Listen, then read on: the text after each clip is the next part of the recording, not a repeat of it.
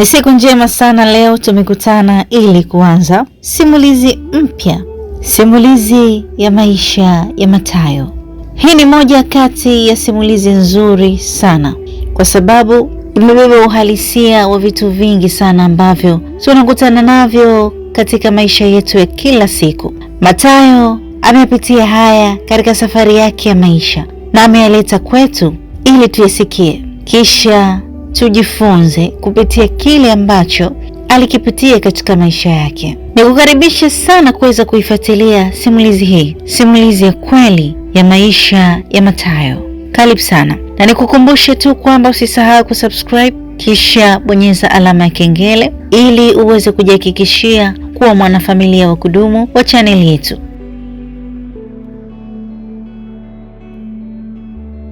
Kwa majina anaitwa Matayo, ni mzaliwa katika familia ya watoto wanne, ni mkazi wa Tanga. Leo nawaletea historia ya maisha yangu ambayo ina mikasa na changamoto, visa na visasi vya hovyo visivyokuwa na mbele wala nyuma, ila ningependa leo watu msikie historia yangu. Mimi nimelelewa muda mwingi na mama yangu. Baba yangu alifariki mnamo mwaka 2006. Kwa alifariki wakati mimi ni mdogo sana, kwa sikupata muda mwingi wa kukaa na baba yangu. Hivyo familia yetu ilikuwa watoto wote wanne tunamtegemea mama, ambaye mama alikuwa anafanya kazi ya kuuza mgahawa. Yaani kwa kifupi unaweza kaniita mimi ni mtoto wa mama ntirie. So mama yangu alikuwa ni muuza mgahawa, kwa kipato chake kile cha mgahawa ndio alikuwa anatumia kutulea watoto wote wanne. Kumbuka alikuwa hapati msaada wowote kutoka upande wa mume wake ambaye ndio baba, ambaye alishafariki mnamo mwaka 2006, wala msaada upande wote. Zaidi alikuwa anapata msaada kwa upande wao yeye, ambaye ni kwa mama yake mzazi ambaye alimpatia eneo la mgahawa.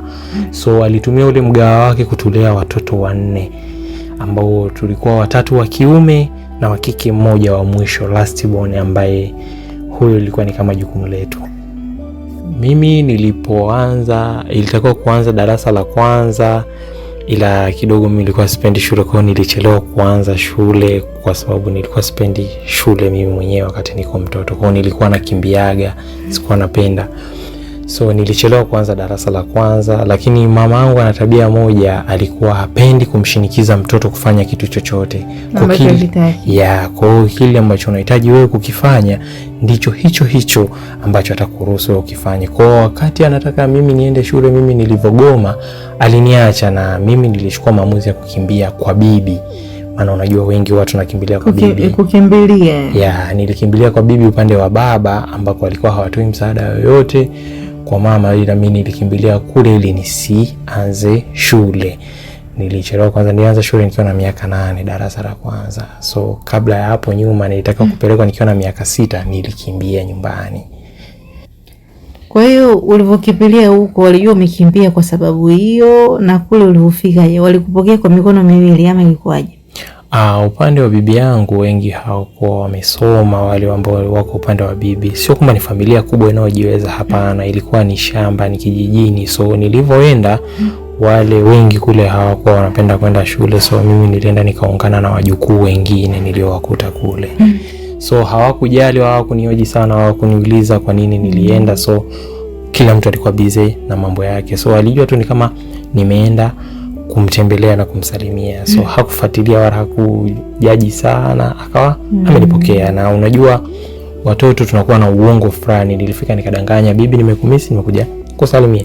Kwa nakumbuka toka nikiwa na miaka 6 nilikimbilia kule kwa bibi mpaka nafikisha miaka 7, mama akaamua kuja kwa bibi na kutoa taarifa, huyu alikuja huku amekimbia kwenda shule. Kwa akaambia kwa sababu anataka kukaa huku itabidi nyinyi mumpeleke shule, kwa sababu si anataka kukaa huku, inabidi nyinyi huku nanyi mfanye aende shule. So upande wa bibi kufikia na miaka 8, wao ndio wakanipeleka shule. Nakumbuka alikuwa shangazi yangu mzaliwa na baba, alinipeleka yeye. Kwa nilianzia darasa la kwanza mpaka darasa la 3 kutokea kwa bibi shamba, ambako shule inakuwa ipo kama kilomita 5. Kutoka shamba pale kwa bibi mpaka shule iliko ni kilomita 5. Ambapo ukizingatia huko kwa mama kwenda shule umbali wake ulikuwa ni kama hata kilomita 1 haifiki. ila mama alisema hatonipokea kwanza kwa sababu anataka nipate matokeo ya chaguo langu lile ninalotaka. Na mama yangu ndivyo alivyo, anakuacha ufanye kitu ili ujifunze. Kwa miaka 3 nilitokea kwa bibi, shule ikiwa umbali wa kilomita 5. Mpaka nilipofika darasa la 3 nilimpiga mtoto mmoja shuleni ambaye nilijua nilimuua kwa mara ya kwanza. Aliniita shemeji. Unajua utoto, aliniita shemeji kwa sababu yule mdogo wangu wa kike. Akaniambia mimi nampenda dada yako, nitamuoa. So alivyoniita shemeji nilishikwa na hasira. Nilimpiga akaanguka kwenye yengo ya darasa, akawa anatoka na damu za pua akiwa ametulia. Nilikimbia, sikwenda nyumbani, sikwenda kwa bibi, nilipotea. Nilikimbilia, yani nilikuwa ni mtu wa kujificha. Huwa narudi nyumbani usiku. Yani naondoka asubuhi, naaga nyumbani, naenda shule, narudi usiku. Kwa bahati mbaya taarifa ilikuwa haikuja nyumbani kwamba nilipiga mtu. Taarifa ilikuwa haikufika kwa sababu mama alikuwa sio mtu wa kupenda sana kujihusisha na kujichanganya. Alikuwa ni mtu wa kufocus sana na biashara zake kwa ajili ya kutulea. Kwa hiyo ilidumu kwa muda gani hiyo kujificha ficha mpaka kuacha sasa hilo swala? Ilichukua mwezi mmoja kama sio miwili, mpaka nilipokuja mimi mwenyewe kumuona yule kijana akiwa anacheza mpira. Ndio akili yangu ilirudi kusema kwamba kumbe yuko hai. Na unajua akili za utoto, nakumbuka nilikuwa na miaka 11 kama sikosei, ambapo upo darasa la 3. Darasa la 3. So nilipomuona shuleni, na maana pia ulikuwa ufiki. Nilikuwa naaga asubuhi nyumbani, navaa uniform vizuri, natoka naenda kuwinda ndege. Nilikuwa na kikundi changu cha washikaji ambacho chenyewe kinapenda sana muda wa darasani kwenda kucheza gorori, mpira na kuinda ndege. Kwa hiyo ndio kilikuwa kikundi changu. So ilikuwa muda wa kusoma, mimi walikuwa siendi. Kwa hiyo nilikuwa naenda kuzurura na washikaji zangu. So baada ya kuja kugundua kijana yuko okay, nilirudi home. Baada ya situation ndio taarifa ililetwa nyumbani kwamba mimi nilipiga kijana ambaye alipelekwa hospitali. Ndio mama anakuja kupata taarifa baadaye. Ilikuwa too late sana. Baada ya mimi kudakwa na kuambia ni wapeleke walimu nyumbani. Nilivyoenda shule walinikamata baada ya yule kijana kwenda kwa report. Maana nilikuwa si uzuri, kwa nilikuja kuulizwa kwa nini mtoro, ndio nilidakwa hivyo. So ni mtoro kwa sababu alimpiga fulani, moja mbili tatu, kwa nimpeleke, ibidi niwapeleke kwa mama. So mama baada ya hapo hakunidefend kwa sababu mama huwa anataka upei kwa ulipe kwa kitu ulichokifanya. So hakunidefend, aliwaacha walimu wafanye kazi zao. Nilipewa adhabu, nilipigwa. So mama naye alinipiga, baadaye alinielekeza nikiwa na umri wa miaka 11. Mama alianza kunielekeza mambo kama mtu mzima. Na katika watoto wote 4 ambao waliobadilisha kuwazaa, mimi ni mtoto ambaye niko karibu sana na mama. Yani mimi ndio nilikuwa ninakaa sana karibu na mama. Kwa mafunzo mengi na taarifa nyingi na mambo mengi ambayo yanatokea na mama, mimi ndio mtoto ambaye nipo karibu sana na mama. So alinipa maelekezo. So kuanzia hapo, toka nilipokuwa nimempiga yule mwanafunzi, mama alianza kunipa mimi maelekezo kama mtu mzima. Na nashukuru Mungu nilikuwa nina kichwa chepesi na kung'amua. Kutoka alipoanza pale kunielekeza, maisha yangu yalianzia pale kubadilika. Mama yangu alikuwa ni mtu anakupa, yani hapo kwa hapo ikitokea situation anakupa maelekezo kupitia hiyo situation iliyotokea ili ujifunze kupitia hicho kitu. Kutoka hapo akili yangu ilibadilika. Sio tu darasani, maisha yangu kwa ujumla yalianza kubadilika, kuact kama mtu mzima nikiwa na miaka 11. Kwa ikawa nikitoka shule mimi, badala ya kwenda kwenye kile kikundi changu kufanya mambo ya hovyo, mimi nilikuwa ni mtu sasa wa kumsaidia mama kwa muda mwingi mgawani. Tunakumbuka ulituambia huko kijijini. Ilikuwaje sasa, yani ukirudi shule, na maana sasa ulikuwa unasomea kule kwa bibi, ukirudi afu unarudia kwa mama, au ilikuwaje? Baada ya darasa la 3 kuja kutokea hilo tukio la kumpiga mwanafunzi, baada ya kutokea mama aliamua kwenda kwa bibi, kwenda kuwaomba abaki na mimi. Hicho kipindi kilichofikia ninahitaji kupata malezi ya mama na mafunzo ambayo yatanisaidia mimi, kwa sababu anajua kabisa kukaa kwa bibi mimi nitadekezwa. Ni tofauti na kulelewa na mzazi. Kwa hiyo mama akaamua kumfuata bibi na kumwambia. Kwa hiyo ukawa umechukua uhamisho sasa kwa nasoma kwa karibu. Nikawa nasomea kwa karibu kule kwa mama. So nikawa natokea hapo kwenda hapo shule ambako si mbali. ya tukaenda. Nakumbuka nilipofika darasa la 5, kakaangu wa pili alikuwa yupo darasa la 7 na yule wa kwanza alikuwa yupo form 2.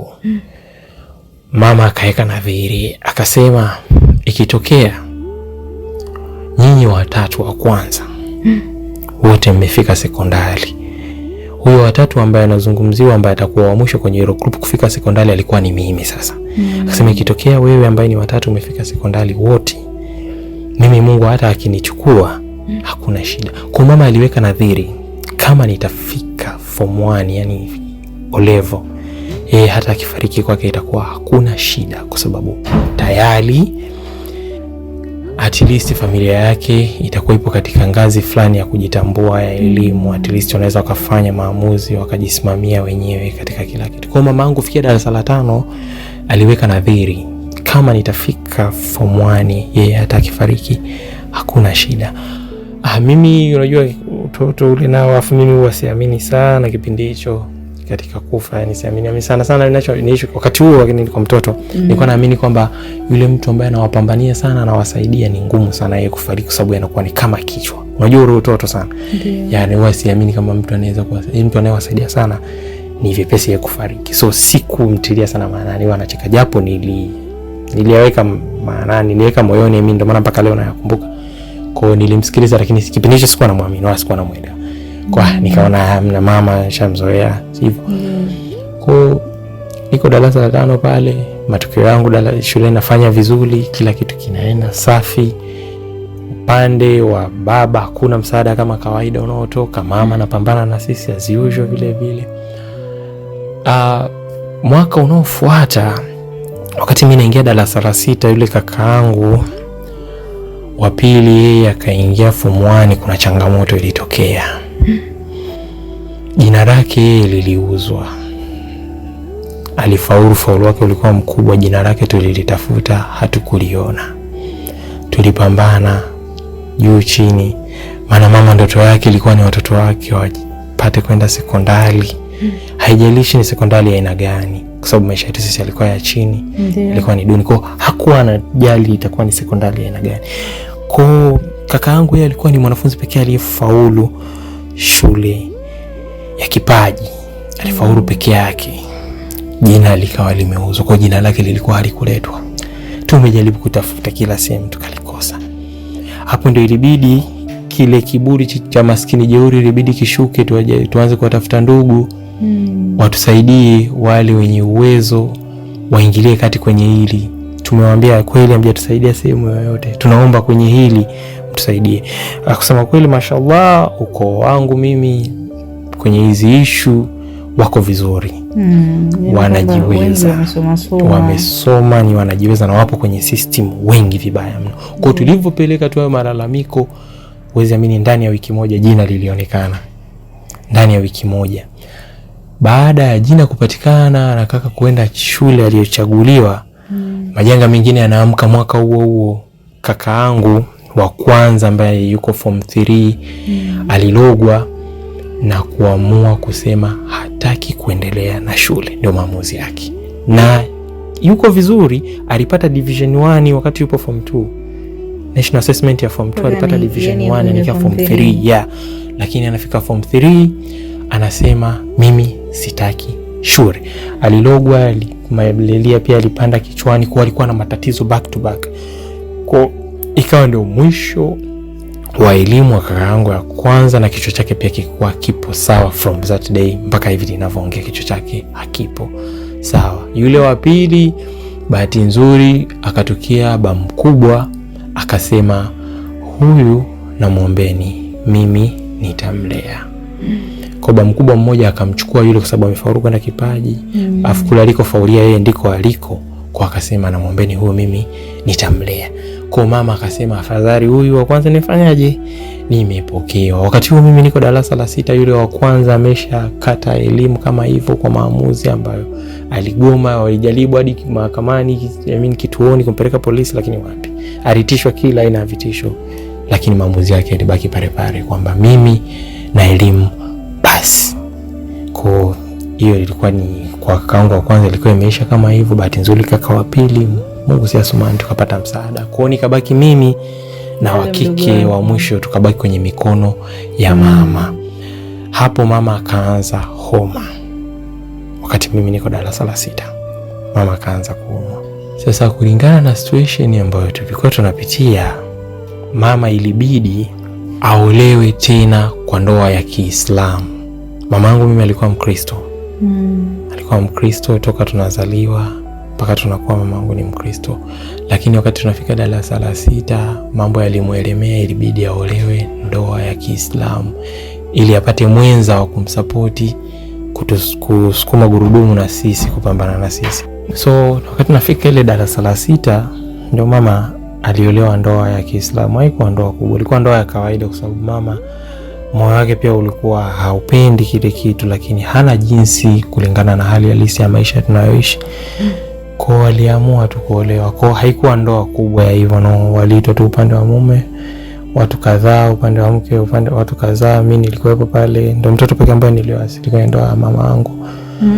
Ya kwa sababu muda mwingi huwa niko na mama, huwa napenda kukaa naye sana karibu. So mimi ndio nilikuwepo pale pekee. Tulikuwa watu wachache sana, tulikuwa watu kama 15 tu hivi, ndio ikawa imekamilika. Kwa mama aliolewa ndoa ya Kiislamu wakati mimi naingia darasa la 6 kwa ajili ya kupata support. Sasa kulitokea issue moja wakati niko darasa la 6 mwishoni, alikuja mwanamke mmoja.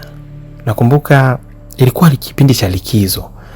Ndugu zangu wote walikuwa wamerudi. Waga mara nyingi sana tunapenda kukusanyika kwa pamoja. Mama huwa anapendaga sana kuwaomba, hata kama wakiwa mbali anatutafuta, naomba wote tukusanyike kipindi chochote cha sikukuu, tunakuwa pamoja. Kwa hiyo ilikuwa ni kipindi cha likizo, mama akaomba sote tuwepo pamoja. Nakumbuka hiyo siku nilienda kucheza mpira, nikawaacha nyumbani ndugu zangu 3 na mama wamekaa wanapiga story. Wakati narudi jioni, ilikuwa ni saa 1 usiku hivi, narudi nakuta kuna gumzo kubwa pale nyumbani. Kuna mdada mmoja rika kama miaka 25 hivi anapiga kelele pale nyumbani. Sasa alikuwa anatukana matusi makubwa. Mimi sikujua matusi kwanza anaelekea kwa nani, kwa sababu mimi nilikuwa nimetokea nyuma, na by the way nilikuwa ni mdogo. Kwa mtu kuniangalia alikuwa ni mdogo, lakini ukija kukaa na mimi chini utagundua ni mtu mzima, kwa sababu toka na miaka 11 mama aliniambia ni act kama mtu mzima.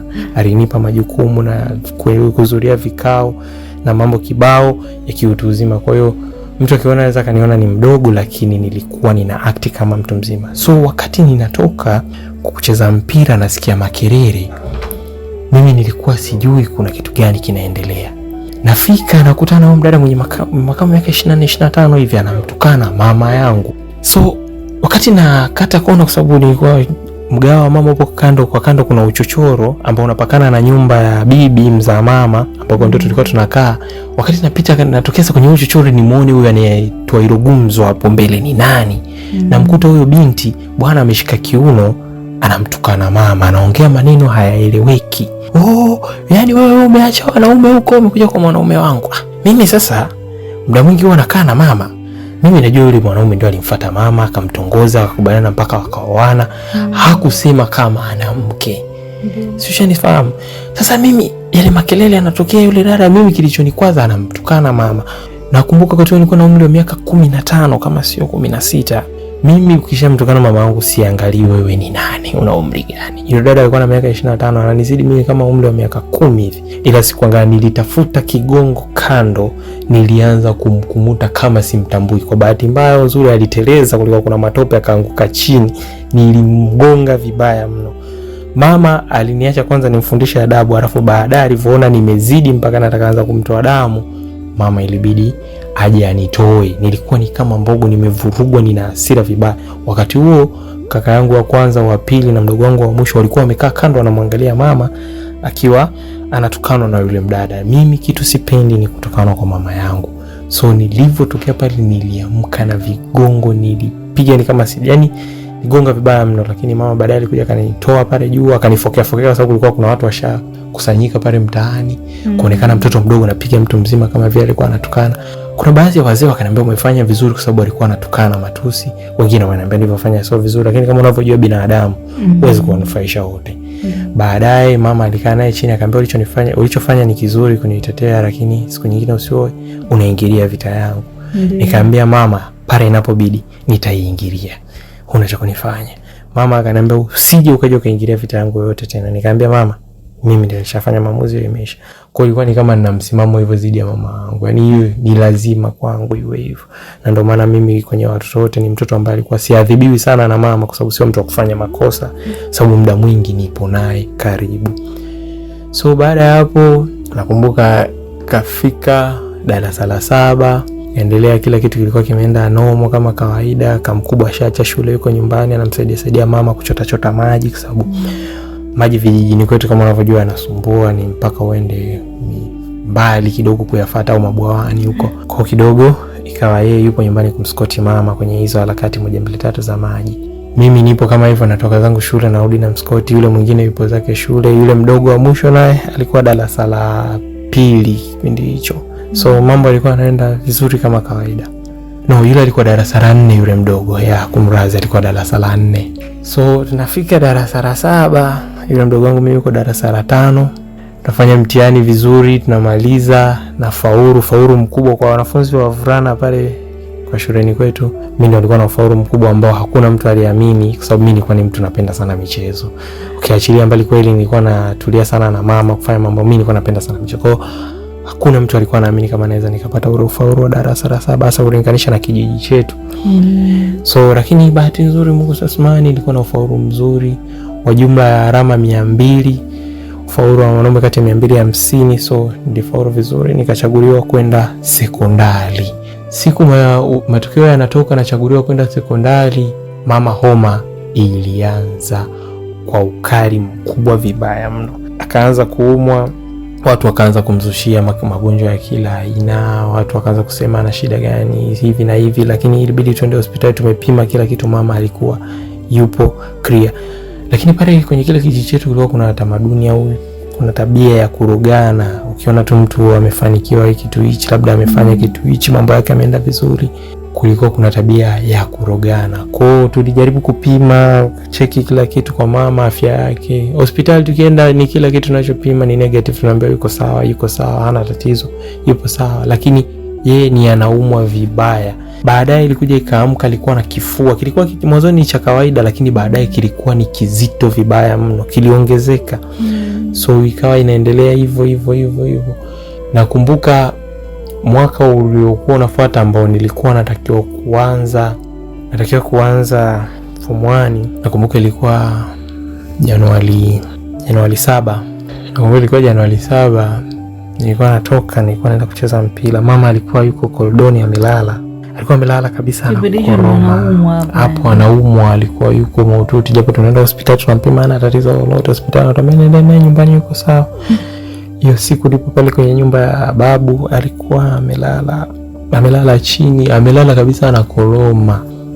Nikaa na nyata nisije nikamwamsha kwa sababu anaumwa. Akipata usingizi kama hivyo, mimi mama yangu sio mtu wa kulala sana, mtu alikuwa anapenda kazi. So alikuwa amelala pale sakafuni. Nikaa na nyata nisimwamshe. Nikanyata na anakoroma kabisa, alikuwa amelala. Nafika mlangoni hata sikufungua. Akaniita, Matayo. Nikashtuka, amenionaje? Alikuwa amelala na koroma. Akaniambia, Matayo njoo. Nikamwambia mama naam. Akaniambia mnyoshe. Nikaa namnyosha miguu, namkanda miguu ile. Akaniambia unaenda wapi? Nikamwambia mama naenda kucheza mpira. Akaniambia usichelewe, sawa mwanangu? Nikamwambia sawa. Akanikumbatia. Sio kaida yake. Akanikumbatia. Nakumbuka ilikuwa saa 10. Akanikumbatia, nikamwambia anaenda kucheza, tunawahi kurudi. Kila siku sinaendaga na wahi. Akaniambia hamna, leo ni tofauti mwanangu. Nikamwambia mama, leo nitawahi, usiwazi. Nikaa natoka, nimefika mpaka mlangoni, akaniita tena, Matias. Nimefika mpaka mlangoni, akaniita tena, Matayo. Nikageuka, nikamwambia naam. Akamweka ishara kunikumbatia. Nirudi tena, nikaenda nikamkumbatia. Akaniambia mnyoshe tena.